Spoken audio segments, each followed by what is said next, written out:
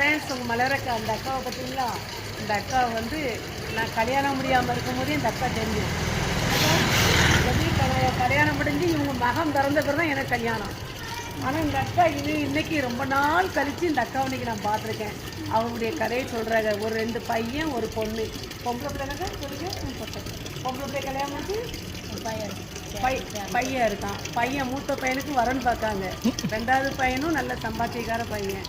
ஆனால் அந்த அக்கா நல்ல அவங்க வாடி பிள்ளைகள் நல்லா ஒல்லியாக இருப்பாங்க. அவங்க கல்யாணம் முடிஞ்ச புதுசில் நல்ல ஹஸ்பண்ட் ஒய்ஃபு ஜாலியாக இருப்பாங்க. வெளியே ஃப்ரீயானவர்களாம்.